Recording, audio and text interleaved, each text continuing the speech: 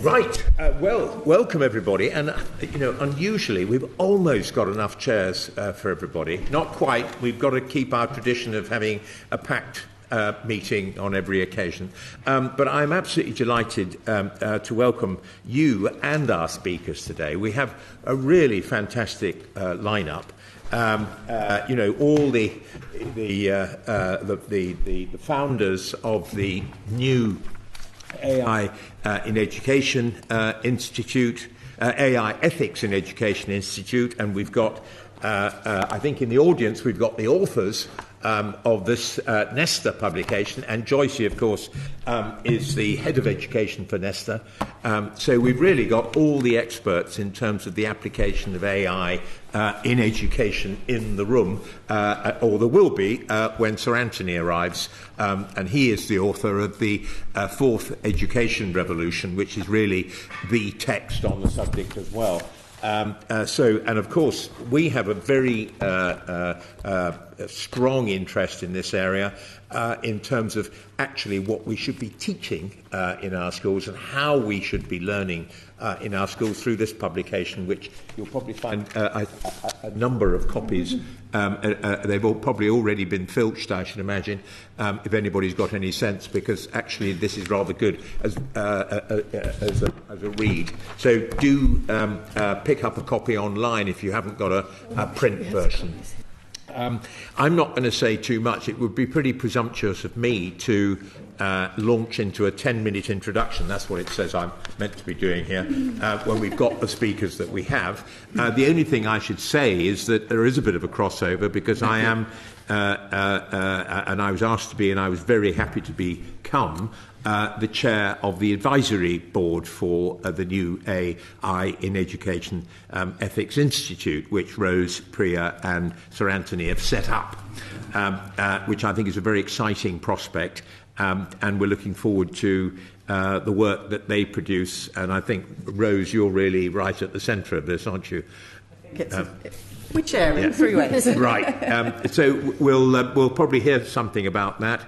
But I'm going to start with Rose, and then Joysy, and then Sir Anthony, and then Priya, and that's, I think, going to be the order of play today. So, Rose.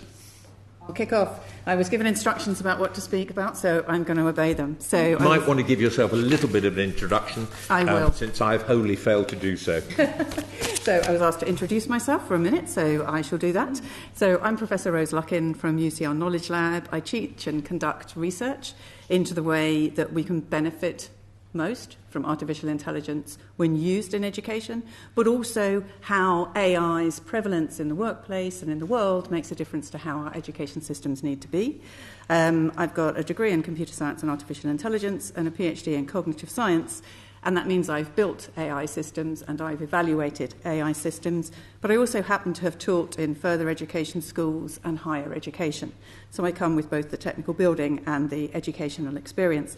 I'm also director of Educate, which is a London hub for educational technology startups and SMEs, where researchers, educators and the edtech developers work together.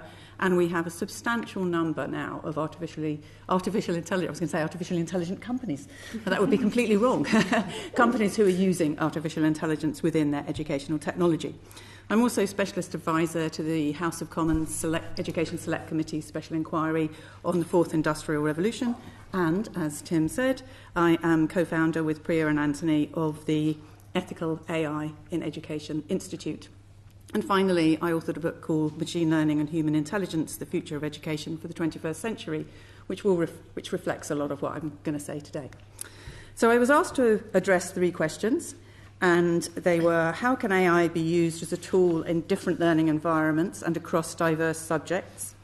What is the effect on student experience? What is the effect on the teacher? And what is the effect on the learning environment? And then how can AI impact assessment?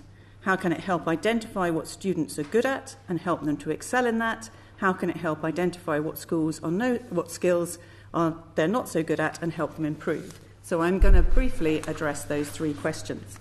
So to the first question, AI as a tool for different learning environments and across diverse subjects. There are many ways in which AI can be used in education, from the provision of differentiated individual instruction and scaffolded support that's tailored to meet the needs of each learner, whatever their abilities and whatever their needs, in specific subject areas, but increasingly this will be possible across subject areas. And then there's also intelligent interfaces, so things like natural language processing that allows us to have voice-activated interfaces, which can be very useful for many users, but not least users with special educational needs. Likewise, augmented and virtual reality environments that have been augmented with artificial intelligence can be immensely useful to students with special educational needs. But actually, from my point of view, the most powerful way in which artificial intelligence can be used as a tool in education is to create an intelligent infrastructure that helps us to be smarter. That's what really matters.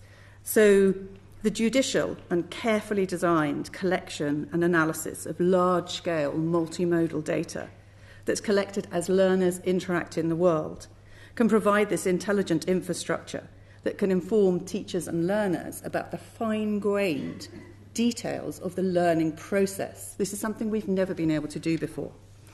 And thinking of your previous publication about learning to learn, this is fundamentally important for learning to learn. So I think this is what we really need to focus on, the possibilities of an intelligent infrastructure. As to the question about student experience and teacher experience in learning environments, again, well-designed and judiciously used artificial intelligence can have a very positive impact on the student experience.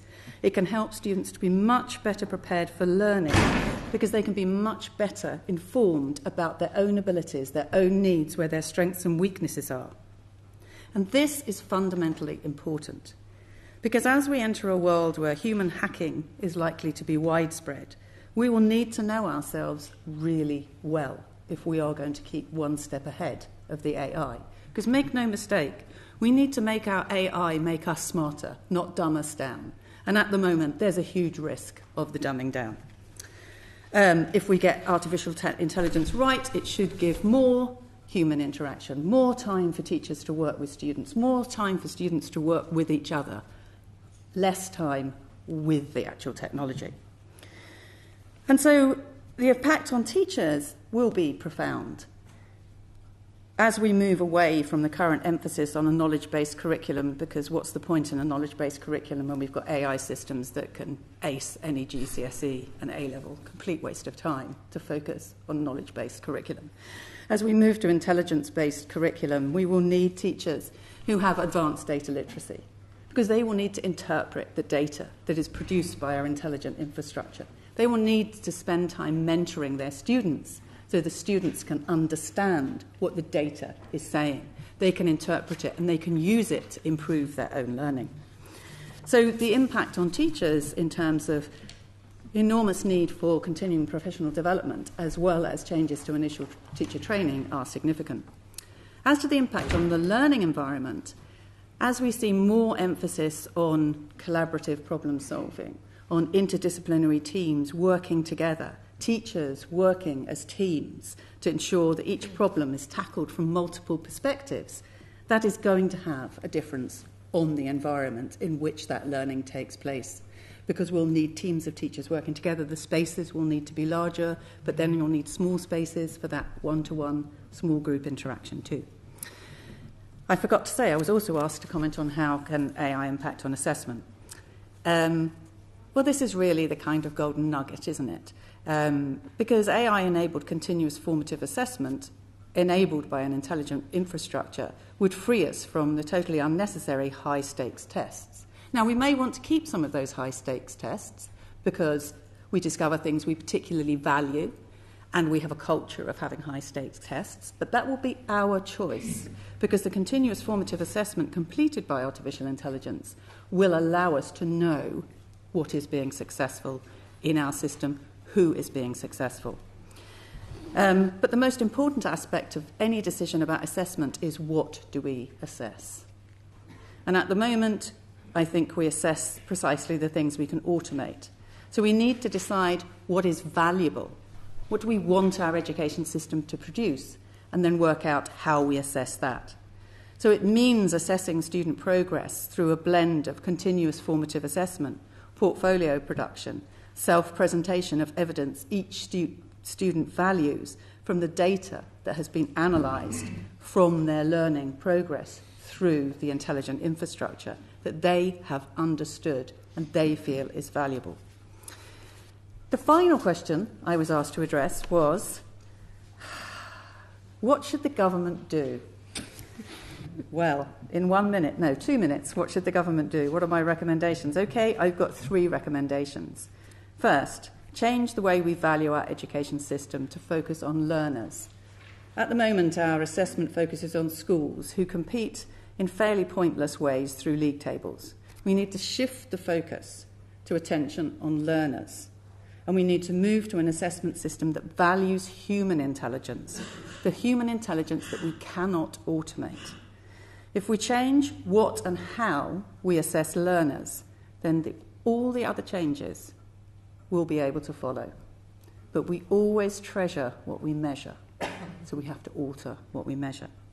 Second point, accept that change is inevitable. And I mean significant change. Change is stressful. And therefore, we must build within our teachers and our learners the cognitive fitness and resilience to be able to deal with the inevitable change that is coming our way. And again, AI can help us with this. We have tools that can help build cognitive fitness using AI.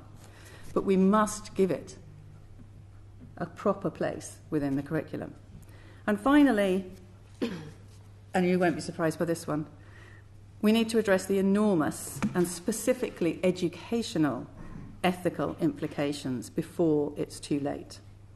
In particular, I think parliamentarians must recognise the implications of the digital gangsters that are our big technology companies. The intelligent infrastructure that I've described already exists, but it's used to persuade us to buy a particular artefact or to have a particular belief, to vote a particular way. Surveillance and behavioural data harvesting are pervasive and often invisible. And the big tech companies are already highly integrated into education in terms of hardware and infrastructure. They must be taken to account, and they must be held ethically accountable, because education is too precious to allow the risks of the damage that could be caused to prevail. And I'll stop there. Great. Well, just the point at the end there on the digital gangsters, I think you're very much swimming with the tide there in terms of 2 at least select committees that have recently reported here. Can I just unpack one thing there, Rose? Because I think a lot of it was very clear and understandable in terms of the impact on the individual teacher, the individual student and so on. But you use the frame intelligence infrastructure, and of course NESTA talk about collective intelligence as well. And that is the bit that I must admit that I start getting slightly foggy about in terms of what it means and what are the benefits and so on. I will explain intelligence infrastructure, but I will let Joysy explain collective intelligence. Are they the same or different? No. Right. Then that's the first base. That's useful. Not totally unrelated. So when I talk about intelligence infrastructure, I mean the massive data collected and analysed using AI algorithms. But in terms of an educational intelligence infrastructure, those algorithms need to be informed by what we understand about how people teach and learn. It's perfectly possible to do this. This is what's happening as we interact with technology at the moment. You know, masses of data is harvested about us, but not used in a particularly positive way most of the time. If we capture that data, which we can, and when I talk about multimodal data, eye tracking data, facial recognition, these are things that are watchwords too, which is why we have to be so careful. Mouse clicks, Priya has fascinating data on mouse clicks. The time between somebody pressing a key or interacting in some way with technology, we can use that information to draw conclusions about motivation, for example. Eye gaze. If people are doing collaborative problem solving, we know that, and it's not surprising if they are coordinating where they're looking, if they're coordinating their hand movements, they are likely to be more productive. When I talk about intelligent infrastructure, I mean all of that masses of data collected, analysed, and then visualised for teachers and learners to help them understand where progress is happening, because that is about the learning process, and that is what we have never really been able to capture before, but we can now. But collective intelligence is something different. It's important, but it's something different. We'll no doubt come on to that. Stephen, sadly, my co-chair, has to leave shortly. Do you want to interject, Stephen, before you go? Only to say that I think you're absolutely right, and that AI works on both sides, and I'm really intrigued about helping us learn how we learn, that part. So that we can improve the way we do, and presumably, therefore, stratify how we deliver the same information or the same learning to different people who learn in different ways. Absolutely, and those people themselves can be proactive in helping to organise their resources more effectively to support their learning, including teachers, mentors, technology. So are there any large-scale use cases available where this is actually now working that we can look at and see how it is making a marked difference? Definitely. There are large-scale use cases of that kind of data being collected for, say, specific subject areas or particular sections of what you might want an education system to deliver. We don't have the whole piece together yet. But what I would say is that, in a way, we have the whole piece together in the way our behavioural data is currently harvested, but it's not open to us. So if you think about, is there a scaled example of mass data, behavioural data collection? Yes, absolutely there is. And it being processed to cause behavioural change? Yes, absolutely there is. What I'm saying is that needs to be opened up so that teachers and learners can benefit from that data. Now, yes, there are good examples, but of a smaller scale, where that data is opened up and people are able, for example, to increase their metacognitive skills and abilities, to understand more about how they use assistance and how they can use assistance more effectively.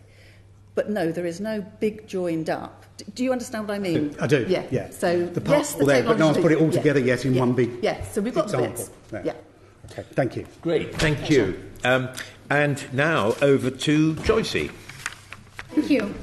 So my name is Joysy John, and I lead NESTA's work in education, covering research, innovation programs, and investments. NESTA is a global innovation foundation, and we bring bold ideas to life. So we've just launched a new report, Education Rebooted, and one of the authors is here, Toby Baker, and we've got a few copies, so if you're interested, do reach out. Some of the questions that the committee has asked around what are the different ways AI can be used for learning, what's the impact on learners and teachers, and how is assessments going to be impacted with AI, are answered in this report. What I was going to cover today was give you an overview of what is the current scenario, what are some future situations, and how can we make good use of AI, making sure that we are maximizing the benefits and reducing the risks. Just from a personal standpoint, I started writing algorithms when I was 12, and in university I built neural networks. Back then it was just detecting an image in the face, detecting a face in an image, but now we have facial recognition software in our smartphones. So technology is improving exponentially. And there are a lot of situations where AI is already being used in our schools, in our colleges, and universities. So anyone who's interested in AI and is dedicated to innovation in education, these are accelerating times as well as scary times. So accelerating because there's a huge potential for personalizing learning, for reducing teacher workload, and really making sure that we are improving and innovating the way we learn and teach. But these are scary times too, because of the lack of understanding about the algorithms, the lack of accountability and transparency, and issues around privacy and bias. So I'm going to just talk very briefly about the report, some of the findings. There are a large number of tools that are out there. We catalogued about 69 different AI ed tools, tools used in education. Of these, 52 tools were learner-facing. So these are things, one example of that is Century, and there are a bunch of other examples that are used mainly for improving the way a subject is taught. So this is around personalization, staggering learning, as well as diagnosing what are the strengths and weaknesses of a learner and providing better feedback. There were only 14 educator-facing tools. So these are tools that automate assessment, provide insights, and improve the way teachers are using the tool. And finally, there were only 3 system-facing tools, so tools that predict the performance of the system and help with inspection. And one of the examples we've quoted is how Ofsted are using AI to predict which schools need inspection. And in China, another example or a use case, China, 1 in 4 schools are participating in an AI experiment where they are assessing complex things, not just maths or science, but essay marking and other more complex things that currently we think technology can't do. So progress is being made.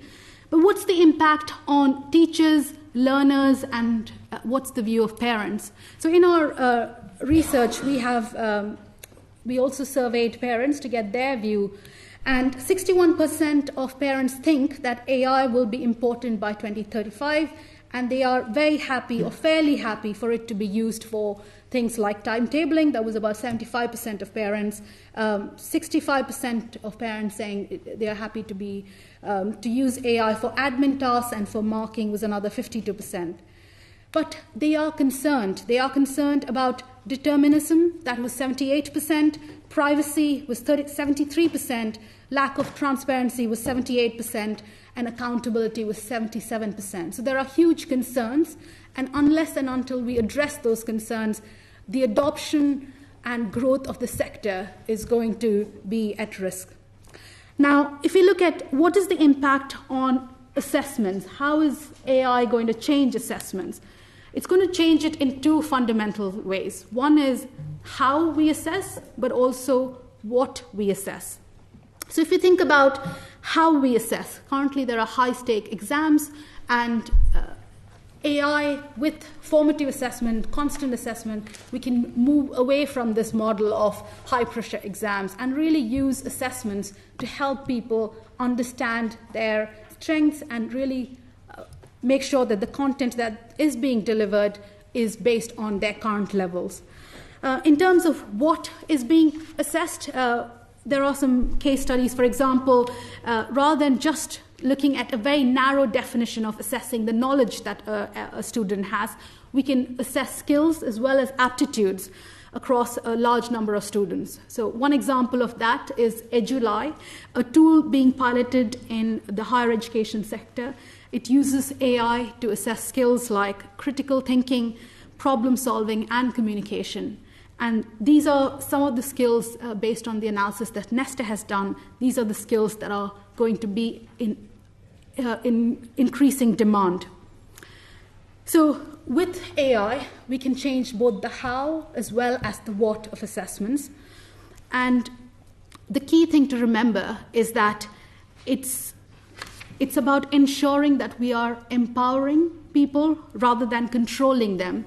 So that's where collective intelligence comes in. It's using both the technology and data, but also bringing in human intelligence to make sure that we are using the data responsibly and combining these insights to improve both learning and teaching. So finally, what are the recommendations for government? What should we be doing? Based on NESTA's research, we've identified 4 key recommendations. So firstly, we think that the government needs to help the sector grow with public funding for AI ed R&D, through Innovate UK, prioritizing teacher-facing and system-facing tools that are currently underexplored despite their potential, but also funding to help the growth and adoption of these tools in schools and colleges which aren't currently adopting them. Secondly, it's about improving the quality and effectiveness of these AI ed tools. Government should help with an EdTech testbed to enable companies to test these products, but also support closer collaboration between schools, colleges, AI, EdTech companies, as well as researchers. And Educate is one of those organizations that is working in this space. It also requires clear government leadership in AI rather than having multiple different organizations with multiple mandates, some of them overlapping. Thirdly, it's around governance of AI ed, and we think that government should publicly declare an ambition to create a system for responsible education data sharing by 2030. And this refers back to the intelligent infrastructure that Rose was mentioning. But ultimately, it's not just about data sharing, it's also about how AI is used. And our research describes 10 questions that we should be asking before using AI in public sector decision making. And finally, we should be helping our whole system to learn through experimentation. So public bodies responsible for exams should launch a challenge prize to identify how we can broaden the scope of assessments, both the how and the what of assessments. And government bodies overseeing accountability systems should explore how insights from AI assessments, as well as human expertise, can be combined as part of a collective intelligence pilot in schools and colleges. So there is a lot at stake here at a time when many have lost confidence in their ability to shape the future.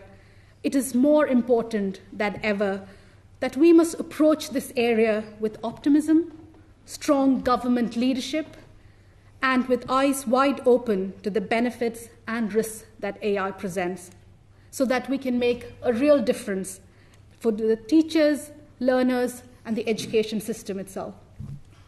Joysy, thank you very much. I'm going to bring in Sir Anthony in just a second, but I just wanted to, and by the way, I'm a big fan of the NESTA 10 principles for the use of AI in the public sector. I think it's really important that the public sector has, standards even higher than those adopted in the private sector, quite frankly. Particularly over algorithmic decision-making and things of that sort. But I just wanted to ask you, it was quite a startling aspect that you only found, I think, 14 educator-facing tools. Is it just the lack of government sort of push and leadership that they're not being adopted, or is there a kind of conservatism about the teaching profession itself that actually does, is going to be an issue anyway, whatever leadership the government provides? I think it's a combination of both those things. So firstly, if you look at the investment that has gone into R&D, in education it's only been 1 million compared to 50 million for AI in healthcare. And if you compare it to China, there is $30 billion being invested in EdTech by 2020. So there's a huge investment gap in education. But on the flip side, there is also an adoption gap because of the fear of AI. So teachers are afraid that their jobs are going to be taken away by AI. But that is not the case. Teachers are not going to be replaced. In fact, NESTA's research shows that teaching is one of those professions that is going to see an increase in demand in the future. So there is a lot that needs to happen in terms of supporting both on the R&D side so that more teacher-facing tools are built, but also on the adoption side so that there is proper training as well as infrastructure to adopt these tools. Great, thank you very much. Well, Anthony, we've heralded your arrival. I didn't quite tell everybody to go out and buy your book, but very nearly. And a warm welcome. Just one more point to make, that this research is just focused on UK. So Rose was just making the point that there is a lot of evidence on teacher-facing tools internationally, but this research is very much UK-focused and schools and colleges. In a way, that makes an even bigger point, doesn't that's it? why I was just and especially the essay marking tool used in 1/4 of Chinese schools, for heaven's sake. I mean, Although getting rid of essays altogether might be a way of not well, that's very needing true, the essay yes, marking. Absolutely. Well, we can talk about that later, no doubt. Anthony. So very nice indeed to be here, and thank you for inviting me to give evidence with my colleagues. And can I say I agree with everything that they have said. And on the book, by the way, all profits go to charity, specifically the Joe Cox Foundation. So I'm very happy to promote it for that good cause. And Joe Cox, I think, is significant to us here because what we're talking about is far, far, far, far, far more important than Brexit. I mean, Brexit is important, and the country will either go down 2% a year or go up 2% a year, but it will be pretty much the same. This is completely existential. As Stephen Hawking said, this is the biggest thing that humankind has ever had to face. And it would be a better balance if there was a little Brexit discussion happening here this afternoon and we spent 3 years going into the depths of what AI means for society. And I say that because British government and education, it's full of great people, but they don't yet understand how AI is changing schools and universities, and more worrying, they don't understand that they don't understand. It's not just that the ways that teaching and learning is going to be put over will be profoundly changed. It is the jobs that we are training people for and the society in which they will live. So we need a massive injection, and I'm so proud and pleased to be with you here.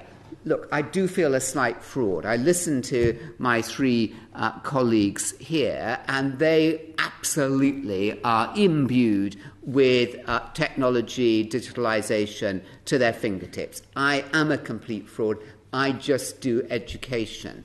I am, I think, the only person in this country who has run schools for 20 years, to very highly academic schools, but with state schools attached to them, and a university. So the schools went from 3 up to 18, so for 20 years I had to understand what 3-year-olds were about, and all the way up to 18, and now I'm running a university that has everybody from 18 up to 93 is my oldest. I'm not very good. After that, we graduated him last year, and I said, the only sadness is that your mum and dad can't be here to see you graduate. So what I bring to this party is an understanding of what education is. And we need to be grounded in that, because unless we really understand what teaching and learning is all about, we'll never see how EdTech applies to it. And that's where so many EdTech companies go wrong, because they come up with great gadgets that they think will be relevant, and schools think, you what? Really? And it doesn't work, and we need to get those sides together. That's why I'm very proud to be working with my colleagues. So, I didn't know very much till asked to speak at number 10 by Rohan Silva to a group of Vice-Chancellors some 5 years ago about how their whole world of education would be changed by digitalisation. That was a big shock for me. That was my aha moment. I wrote this book. We've now, together with Rose and Priya, we've set up the Institute for the Ethics of AI in education, so we can get ahead in the way that we didn't get ahead of the ethics on social media and 3.0 digital technologies. We need to get right ahead before the world of the big tech companies, who are not bad people, but we need to think about the interests of the students and the learners.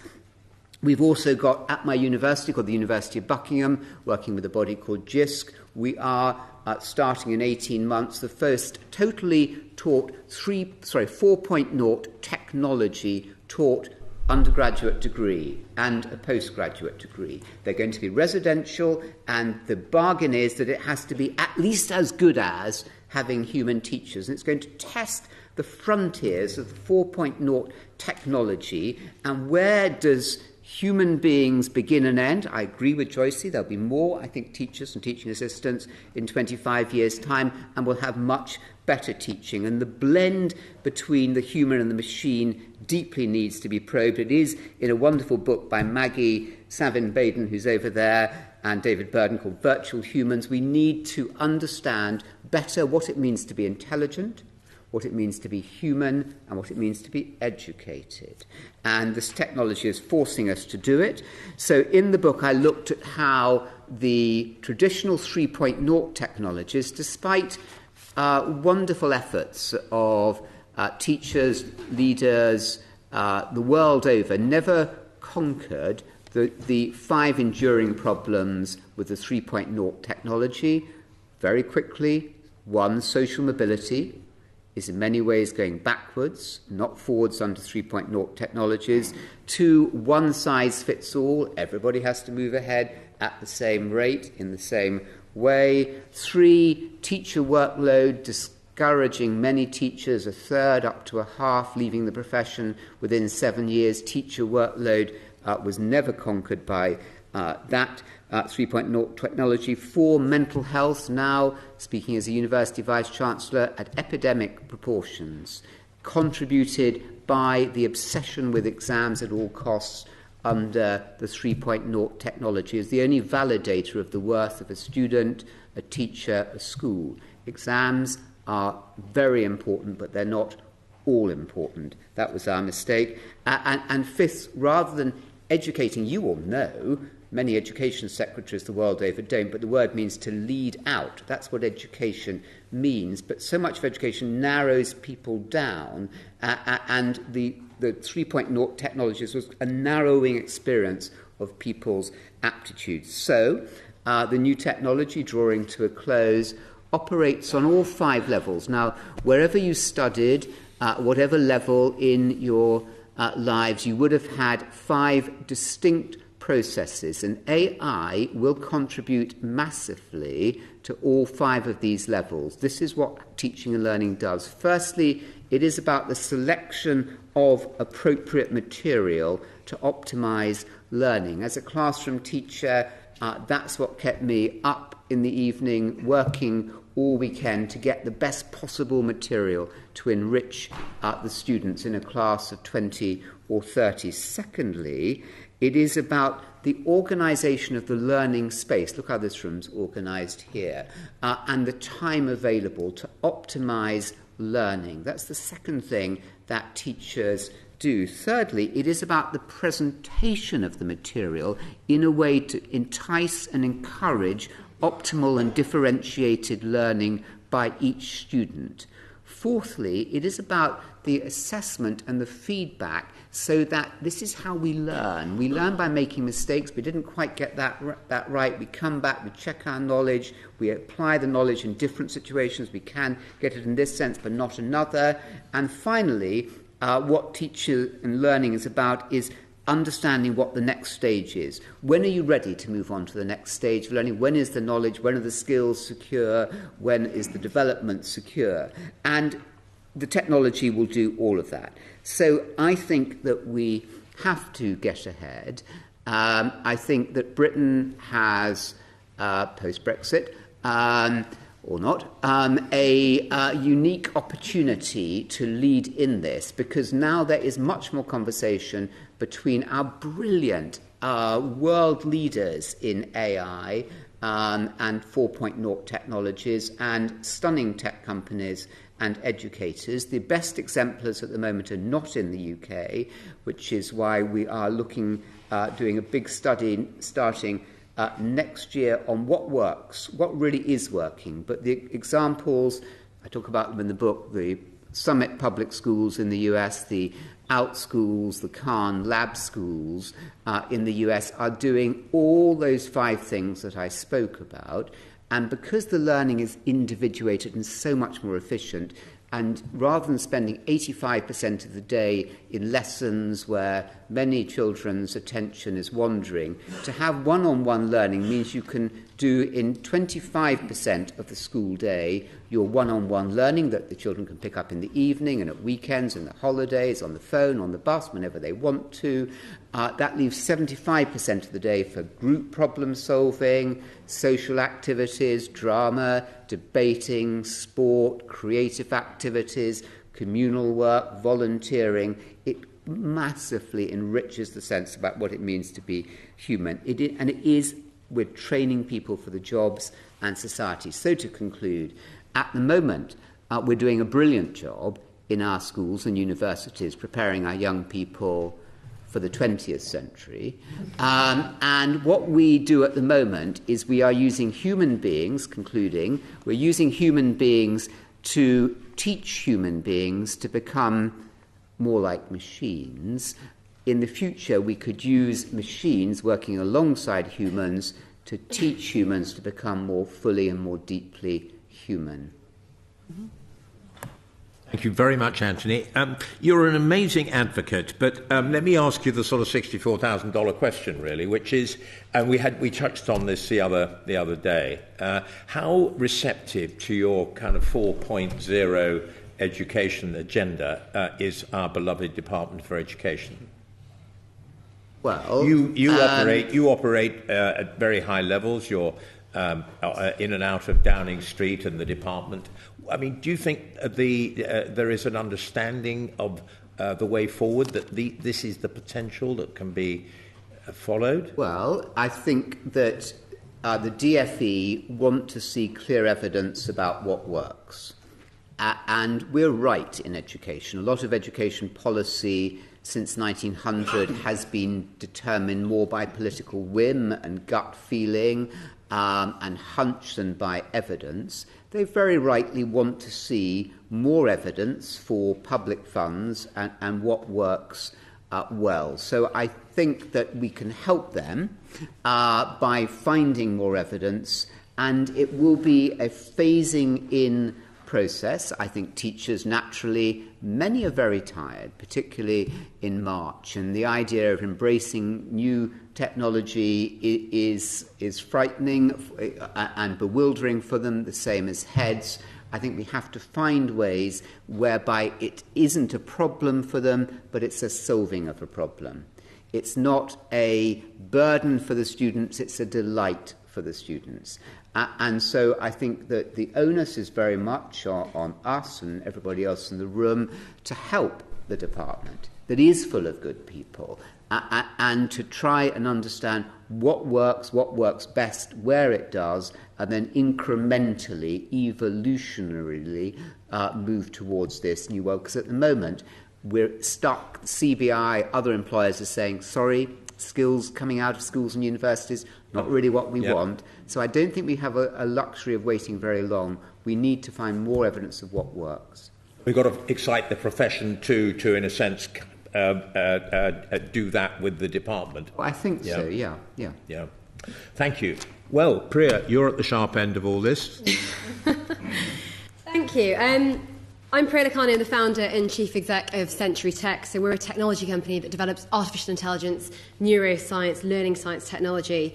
I like to think of it as one of the few companies in the world that is building the artificially intelligent machine that's actually designed to make us more intelligent.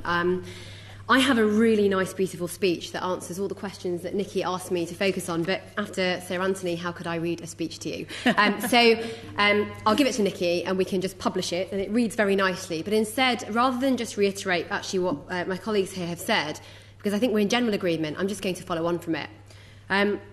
This group was brought together today to talk about artificial intelligence in education. We were not brought here today to talk about technology in education. And I think this is really, really important. Artificial intelligence technology is not the same as the majority of technology platforms that sit in schools. And actually, I'm rather tired of reading reports talking about AI when actually they're just talking about rules-based systems. I'm tired of hearing AI experts sitting in a room and talking about artificial intelligence and machine learning and neural networks and natural language processing when actually they are just talking about something that frankly could have been built in an Excel spreadsheet. And it is really, really exhausting. Why is it exhausting? Because, so I was a barrister, I taught for 2 years, I then sat on Vince Cable's board when he was Secretary of State in government, and I learned about the 1.8 million children, our children, 20% of our nation, that are underperforming in the required literacy and numeracy levels. What we've had is not working. If we do as we've always done, we're going to get what we've always got. It's not necessary to put AI into schools or education just for AI's sake, just because it's a really sexy term that we want to talk about. And there's been way more than £1 million. I've spent about £7 million building Sentry to date, and I'm raising a whole other fund around right now. A lot of investments going into it, and it's expensive. And it's actually traumatic when you're building a system that is spending so much money and your investors are looking at you thinking you're putting this into education. It's one of the most backward sectors in the world. Are you crazy? But the reason we're doing it is because it needs disruption. It's desperate for disruption. It is not okay that those 1.8 million children are underperforming in UK schools. It is not okay that 74% of our teachers are drowning in workload. Teachers who don't do their job for the money, they do it because they want to impart knowledge of a subject that they're passionate about. They're doing it because they want to work with young people, right? It's not okay that they're drowning and that they want to leave. And globally, we have even more, significant problems. We have growing people numbers and falling teacher numbers. So these are problems that we are facing, as Anthony quite rightly said. It is a problem that really should be debated every single day over years and years. It's significant. So something needs to be done about it. So when I looked at this, I thought, how can we use technology? And I went round to schools and found that in schools, technology had gone from a blackboard to a whiteboard, and that was pretty much it. It's on your mobile phones, right? You know what to buy. You're being recommended all sorts of places to shop. You're being recommended where to invest. You know which hotels to stay in. We're using this really smart technology, frankly, for purposes that are not as significant as what we're here to talk about today. But can we get something right? Artificial intelligence is not the same as bog standard technology systems. And I'm not knocking the technology systems. We have to be very, very careful, because some of them are fit for purpose and they're doing a good job. But when it comes to education, we have to think, what is education about? What do we want for these children? What do we want for lifelong learners? What are we trying to achieve? Is it okay that we have a classroom like this? A teacher stands at the front, preaches to 30 children. I've got 65 in a school in Rwanda. I've got 48, half of which are Syrian refugees in Lebanon. And actually, in every classroom, we have a bell curve of abilities. We have children who get left struggling behind, and we have others who need further challenge. That is not sustainable, and those classrooms are getting bigger. So what we need to do is think, look, technology, standard technology when it comes to teaching and learning doesn't work. So what we do with artificial intelligence, and this is just a use case, is we use artificial intelligence to track behaviours in learning. How do we learn? How does the brain learn? How can we combine neuroscientific theory, learning science, with artificial intelligence to look at mouse movements and behaviours of every student and be able to understand how each and every single one of your brains learns? If I logged you into the system right now, geography, physics, digital transformation, the ambulance service has signed up, the paramedics course, whatever it is, every single one of you would actually see a different experience on your mobile phone. It works on 4G. This is the type of technology. Mobile phones are the most democratising product of our time, and it works on a mobile. So it's about how can we remove the one-size-fits-all delivery of education, which has stagnated education for so long, and differentiate for every student. But at the same time, it's not about replacing teachers. It's about differentiating for every single student. It's about differentiating for students who, are marked with some sort of special educational needs. We all have special educational needs. We are all different. And it's about trying to tailor for the individual so the child doesn't stare out of the window bored in the classroom, and the other one who needs further stretch at that time can be stretched. Now, when you're collecting massive amount of data, as Century is, on all these students, every touch, all around the world, and I dispute the fact that this country can be the first, because you're not already, because we've just signed 4 countries. So it's, we have to hurry up. But once you've got all of that data, what do you do with it? That then is analysed and given as actionable insights to teachers. Teachers spend 60% of their day micro-marking, micro-assessing and spending time on admin. This is a complete and utter waste of their time. They are intelligent people, and we should treat them as such. Now imagine logging into a dashboard real time and getting those actionable insights, those interventions. This is the child that needs further support. This is the one that needs further stretch. This is little Johnny's weaknesses and strengths. This is where this child is complaining right now, but actually only spent 3 seconds looking at the particular content. This child is struggling with analysing problems-based questions. This one's really great at factoid questions. This one's good at listing strategies, etc., etc. But imagine being told that. This is not about removing the teacher, but having that data at your fingertips means that human teacher can actually do the human thing and make targeted, timely interventions, rather than spending all their time looking at workbooks and paper and flicking through it and essentially turning into a data analyst, trying to analyse all that data him or herself. A machine can do that a lot smarter. It already does. So, and the NESTA report talks about other use cases, but I'm talking about ones that I have experience in, that we've deployed to millions of people, and we are now doing ministry deals with governments. So it's about removing the one-size-fits-all of education, and it's about arming teachers with data to try and reduce workload, because we just simply cannot maintain the status quo. It is no longer, it's just never actually been adequate, and we need to hurry up. But it's, again, not about, the point I wanted to make was it's not about just using AI for AI's sake. It's about using it as a problem solver. How can it solve some of our most significant problems in education? And if it can't, don't use it, because it's expensive to build. But I know that we can solve some of these problems. We've then analysed our data, and with the help of Professor Luckin's Educate programme, we saw an improvement across the board of 30% in outcomes. And my proudest moment, because I'm a social impact entrepreneur, was that economically disadvantaged children did exactly the same as their peers. We have schools like Harrow, we've got Haileybury, we've got Jess in Dubai, right? But we also have some of our most challenged schools in the UK, and we've got refugee schools. Now, how is it that all of those students have progressed by 30% across the board? Because AI doesn't really care where you're from. It's going to figure out what you need to know at the right time and provide it to you, and then equip teachers with the right data. The results are dramatic, and it saves 6 hours per week per teacher on average. If you are a maths or a science teacher, it saves you more time. So the benefits are there. What can we do and what can government do? Number one, please understand what artificial intelligence is. It is really a significant problem, and I'm speaking on behalf of all of industry, all professionals, all researchers who understand this area. It is infuriating when people stand up and talk about artificial intelligence and actually they don't understand what it means. So the number one thing we have to do is educate everybody in government about what it is, not just DFE, everybody. Because this is a technology that is transforming the world and transforming every sector. And we can use it. We can either use it in a disruptive way, or we can use it in a sustainable way. Are there some tools that we can even use within the civil service, within cross-departments, to analyse data? Shouldn't all of our ministers be making data-driven decisions rather than decisions on a whim, or what they think might win them votes in the next election? So one massive difficulty that I think ought to be addressed is, how do you actually sort of penetrate the market here? Well, because of our fragmented market and the fact that essentially you need to door knock to 26,000 odd schools, it's very, very difficult. And head teachers in schools have benefited from that, from the fact that the government don't procure for the whole country. But at the same time, it means implementing disruptive technology is incredibly challenging. We're doing this in the UK because we're a social enterprise. It is hard.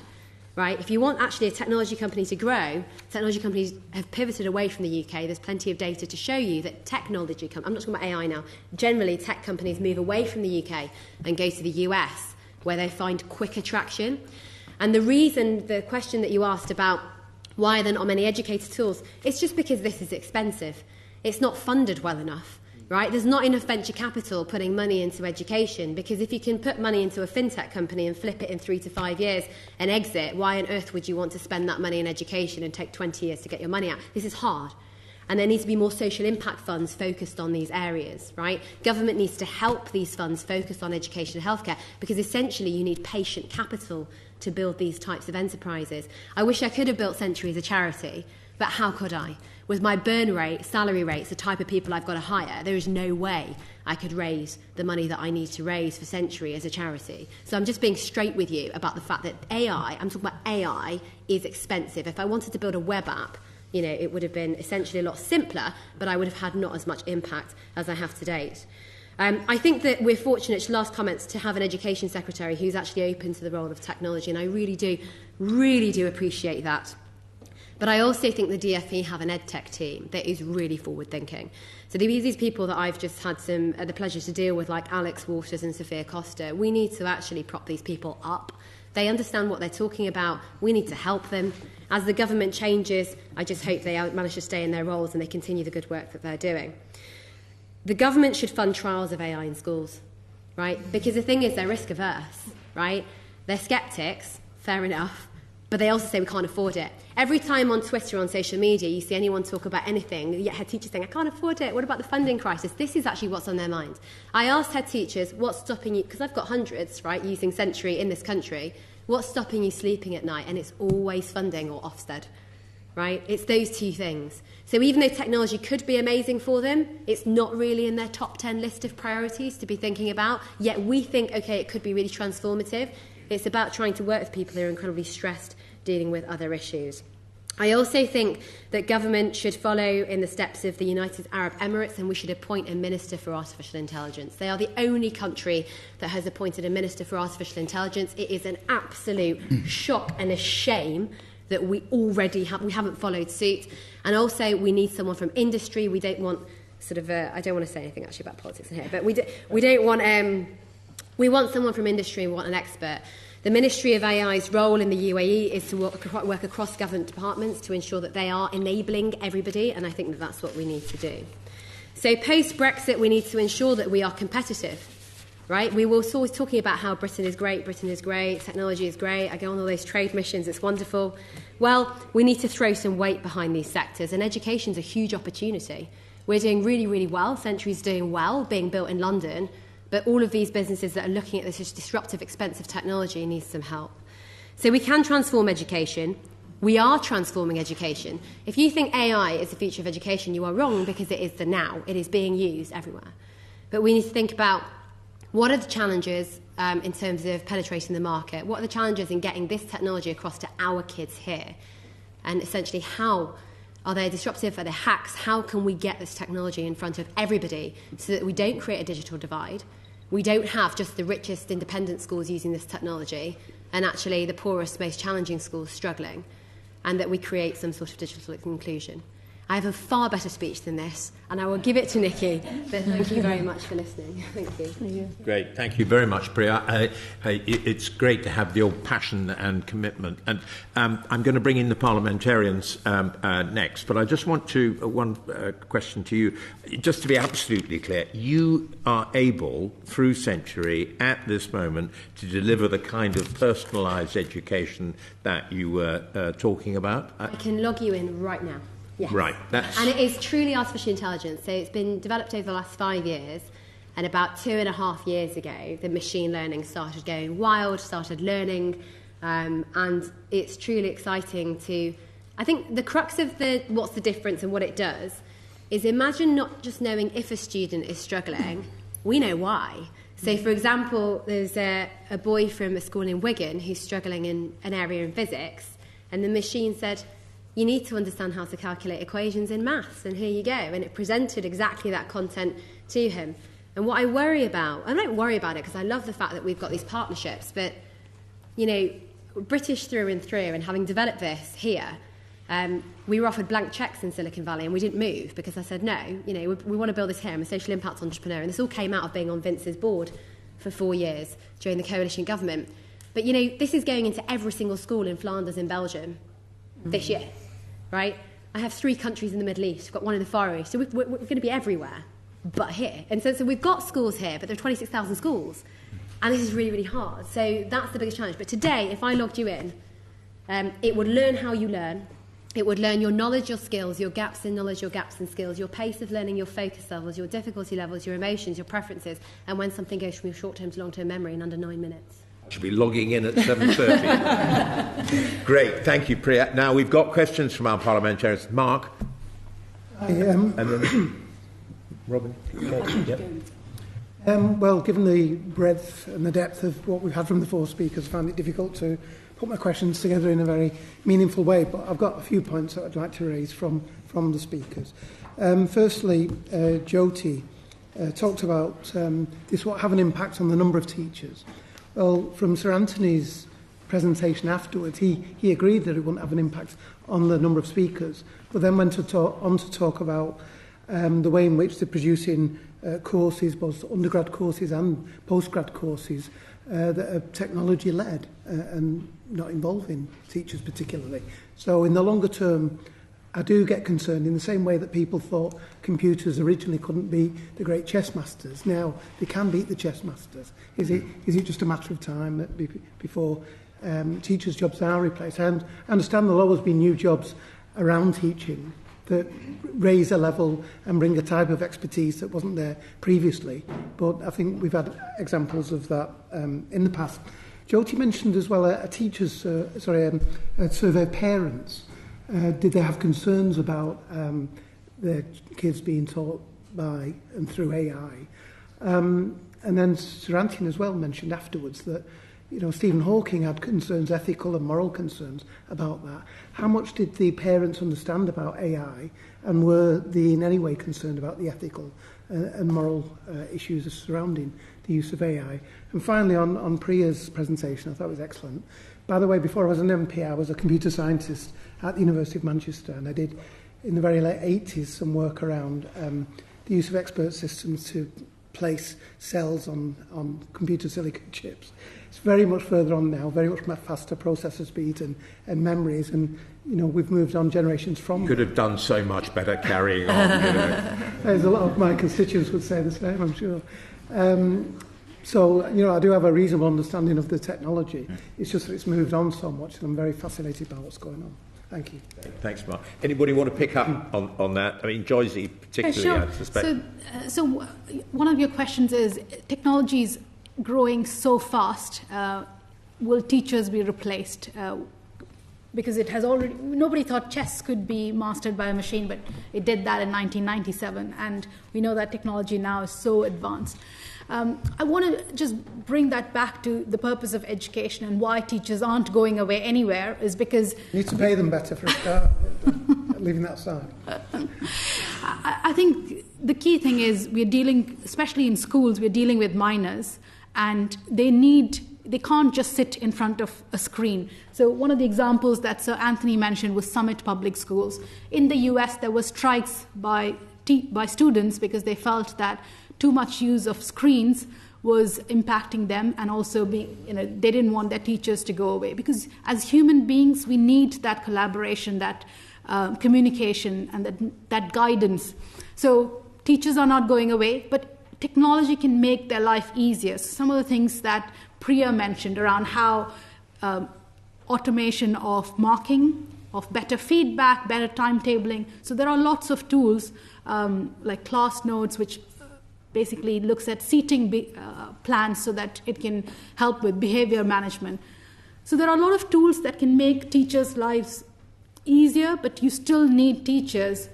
So I think that's how, even though technology is going to be used, the teacher numbers are not going to reduce. In fact, it's going to increase because you need more help in making sure that kids are learning properly. So the purpose of learning, there has to be three things, right? First is the basics. Everyone needs to have a basic level of knowledge. The second thing is kids need to know how to think. And that comes from listening, from debating, from arguing, from thinking critically. And the third thing is being able to apply that knowledge and really build real solutions in the world. And that comes from working in teams, working on real problems, and building some of these other skills that are only human or truly human. So things like empathy, creativity, which a machine cannot. Sure. Yes. Not yet. Specialized AI is doing well, but generalized AI is not there yet. Okay, so very quickly, I very broadly agree with Joysy, but Mark, we don't know the world yet as it's going to be. We just need to prepare ourselves, and the outstanding work that Priya is doing is the merest foretaste about how AI is going to revolutionize all 5 of those levels. And there will be things that machines do better than humans, and there'll be things that humans do always better than machines. Just like in medicine, there are going to be operations, already there are, in diagnostics, that machines will do much better, but we need to understand more about it. This country badly needs to invest, as Priya is saying, Rose is saying, and get ahead. This is the moment. We must, I'm sorry to say this, but we must not let Brexit, and Brexit isn't going to finish when we come out. There'll be another 5 years of debate about the relationship. We cannot let that distract us. This work of this group is more important than anything happening today, as I said earlier, and we can see with the 737 jets what happens when technology goes wrong. We need to be out there and ahead of it, and already technology is damaging a lot of people as well as helping them. We don't understand yet enough. To repeat the point, we were slow getting ahead of the 3.0 technology, which is Facebook and Instagram, all those pretty easy technologies. 4.0 AI technology will be infinitely more slippery and slidey, insinuating its way into our students' and our teachers' minds. We need to get ahead of it. I just say that there is a risk, actually. I agree. We do not want teachers to be replaced by AI.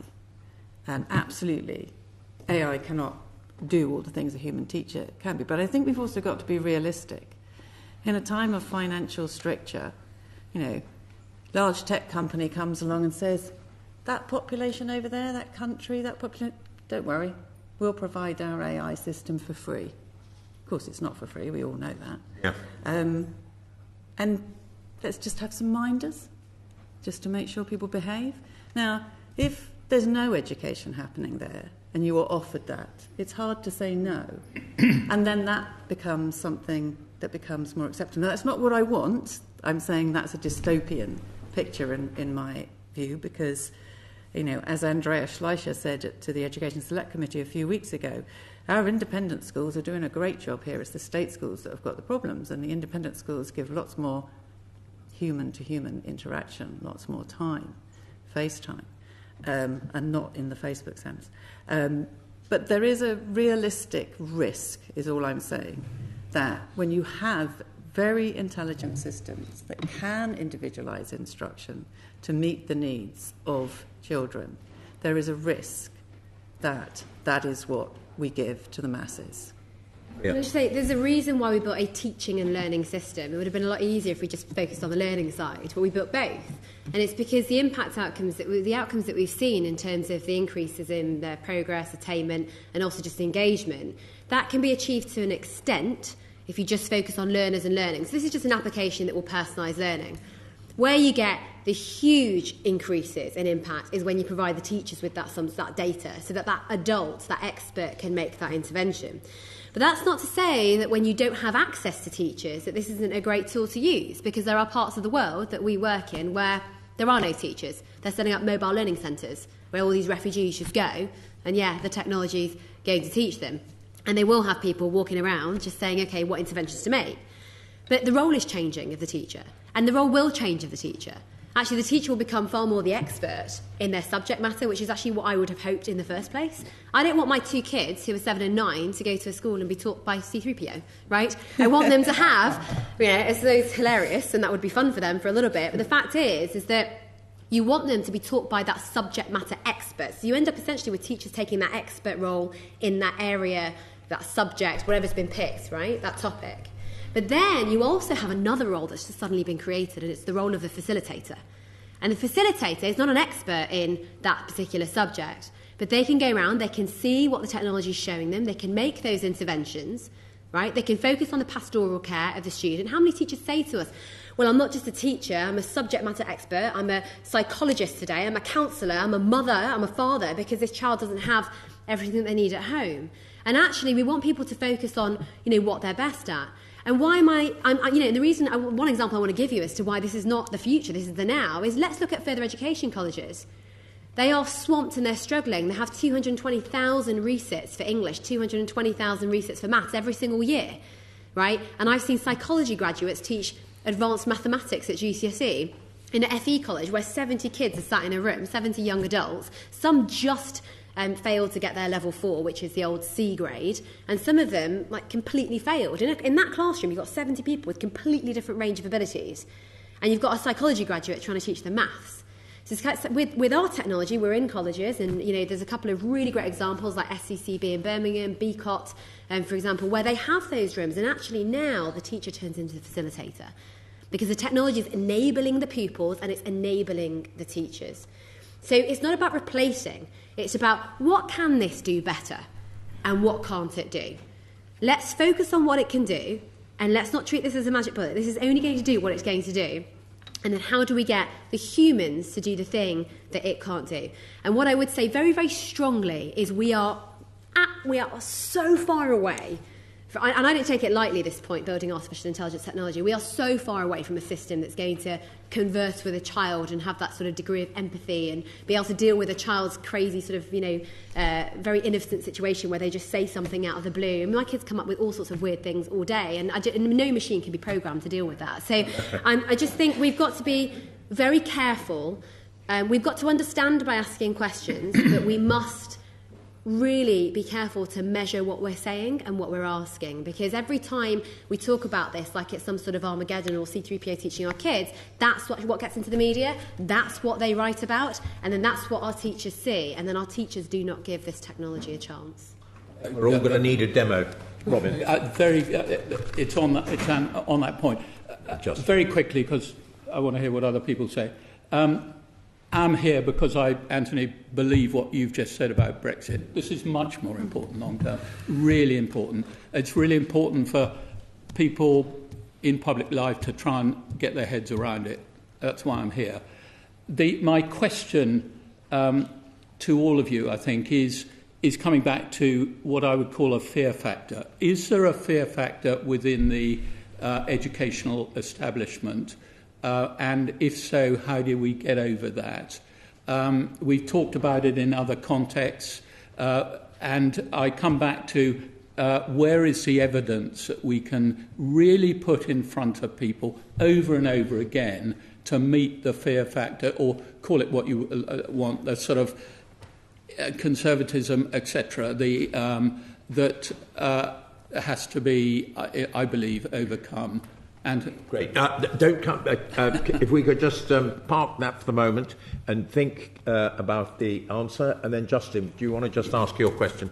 Yeah, a few observations and a couple of questions. So the first thing Priya talked about, I completely understand the difficulty of trying to sell or advocate your approach to 26,000 schools. Every conversation I have with my local heads about anything starts with, well, actually we're reducing what we're doing. So totally get your frustration. I wish central government would say, yeah, we're going to roll out a big massive project, but of course national IT programs have not got a good reputation at the moment, so that might have its downside. But what I think you will find, and it's probably a question of how long this will take, is that once a school in an area takes this up, their results, if what you're saying is right, will dramatically improve. And of course, it's a very competitive marketplace. So the other schools will be saying, well, what's the secret? Because we've got more or less all the same kids. So I think you've got to keep going on at that. And certainly, I'll be hopefully persuading my schools to look at this as well.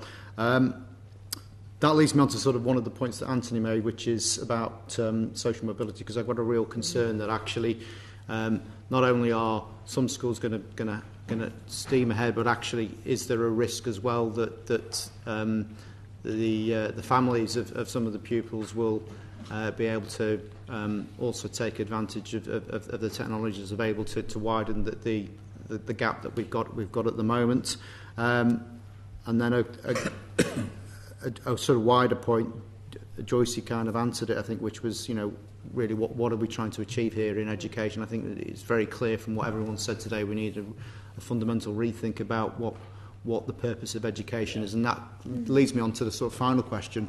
Really, is actually are the current ages that we have people in full-time education for the most appropriate moving forward? Is there a better way of doing this? Great, thank you. So two risks, certainly, one from Robin, the other from Justin, the fear factor and then the widening gap issue. And then is there a better way? Anthony, do you want to start us off? So on that last point, universities were designed to give people the knowledge they need for life. And in 3 years you could do that. 25 years ago, now these figures are disputed, they come from a highly reputable company, I'm just giving them as they see it. They said the half-life of an education had come down, university education in the professions had come down to some 15 or 20 years. They're now saying it's come down to 4.6 years.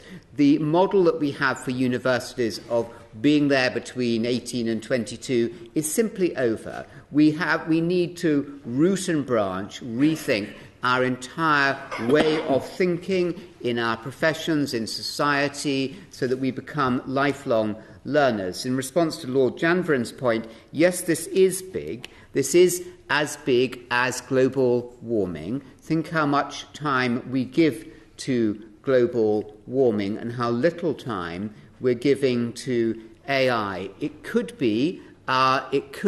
infantilize humanity in the way that AI machines are infantilizing London taxi drivers. Their knowledge is gone.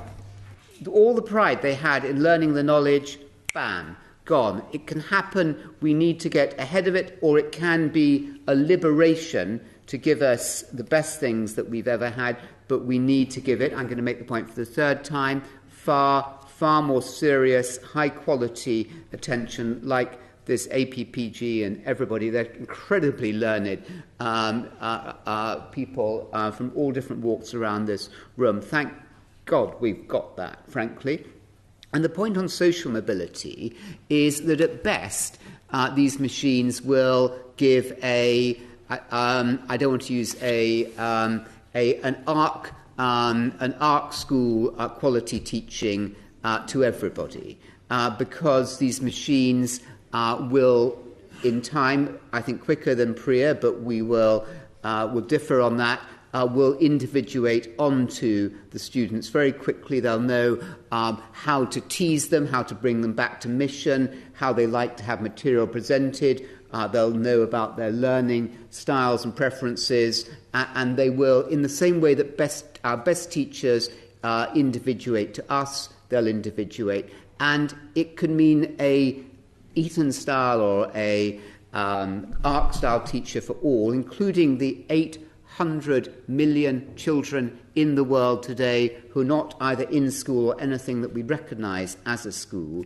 But we need to get ahead of this. Otherwise, the large tech companies will, maybe the bad guys will, and we will not be in charge of this. So it's not just for the British government, and I absolutely agree with Priya's warning. 5 years ago, 3 years ago, we could have had leadership. We've now got to catch up and move ahead very quickly. We can regain this, and it will be in the interests of all our children. Look, I ran independent schools. I tried running academies from my independent schools, tried to do all kinds of outreach. We have a very socially unjust system at the moment. This is one of the 5 benefits that this technology, at best, will bring. Actually, thank you. Priya, do you want to come in? So is there a better way of doing education? So about the ages, I don't know. But one thing I do know for certain is there is a better way there's better areas to focus on. So Rose touched on metacognition and metacognitive skills. We know what employers want. We know what they say when they meet graduates, and they just say, they've not got the skills that are necessary. The one thing that we absolutely need to focus on in education is agency and learning, is students having agency and learning. And it's what I like to call learning agility. APPG did a fantastic report on learning how to learn. It's the same thing. But we don't know what we don't know. So can we all just be really clear about that? There's all this, the world's going to look like this, it's going to look like that. We honestly just don't know. So what we've got to do is make sure that our children are equipped to deal with what we all don't know. Things are going to change. But if they're the sort of children that generally leave school and are used to having everything spoon-fed to them, then they're going to constantly need spoon-feeding, aren't they? Whereas if they're the sort of people who leave formal education, they have a love of learning, they have a thirst for learning, lifelong learning, and when things change, either they're sort of, freelancers, the gig economy's taking off, they say there's going to be 18 careers or so in a lifetime, They know, well, actually, that's the career I want to go for. This is how I learn to be in that. This is how I actually gain the knowledge and skills that I need. Because there will be no shortage of digital content and learning content online. That will essentially become a commodity. That will be out there. But are we just saying that the Etonians are the only ones who are going to be able to say, yeah, I want to do that, so I'm going to go and do that? That is absolutely not okay. We need to ensure that every single person, every single child can live and they can essentially evolve as industry evolves and as jobs evolve. On the fear factor, is there a fear factor? I can tell you what I know, so I can tell you what I've seen. So there's not so much a fear factor when we go to schools about, oh, it's AI. I mean, we do get asked, is it going to replace me? And they just like having the debate and the conversation. What we see is inertia. And so we find that we've got the technology. It's easy to put the technology in the school, but we have a change management issue. So it's far more of a change management issue in attitudes than it is about actually having technology and then being worried about whether it's artificial intelligence or whether it's whatever. It's actually just change management. Dealing with change management in schools is really, really hard, because when you go into a school and the head teacher says, oh, yes, I really like this, and then the head of maths says, oh, yes, I really like this, what happens is about 5 other teachers turn up and say, nope, I'm not going to use technology, I've used it before, it doesn't work, I don't even know how to use my phone, and then they start complaining, right? And then they've read the latest scandal of Facebook, and then they get really, really upset and they worry. That goes on to the question that was never answered about parents. Parents actually embrace it. So we have a Guardian app that we launched over a year ago. Usage is huge, it's really high. On my phone today, Neve and Rishi are my children, they use Century, so I can go on and I can see exactly what nano topic to focus on that Rishi, who's 7, is struggling on right now. And that is the issue that is stopping him progress in literacy or numeracy or whatever it is. So as a parent, I don't have to wait for parents' evening. I don't have to go and bug my primary school teacher who is already overworked. I can see. So it allows me to be more involved. In Wigan, Sharon Bruton from the Keys Federation, which is a multi-academy trust, gave me a completely different reason I'd never heard of. She said, Priya, the parents love the app. And I said, oh, okay. She said, yeah, because we have mostly white people premium boys in our school. And parents often feel like, well, when in Parents' Evening, when you say he doesn't understand Roman numerals or he doesn't understand, place value, they actually don't know what you're talking about. So they feel slightly, we don't know how to help our child. Whereas on the app, in the comfort of their own living room, they can have a look, they can actually see what the issue is, they can go into it, and they can help their child. So we found it to be incredibly positive with parents for two completely different reasons. Fantastic. Thank you very much, Rose, and then Joysy. And I'm afraid it looks like we're beginning to run out of time. I just wanted to say something about the fear factor. I'm afraid.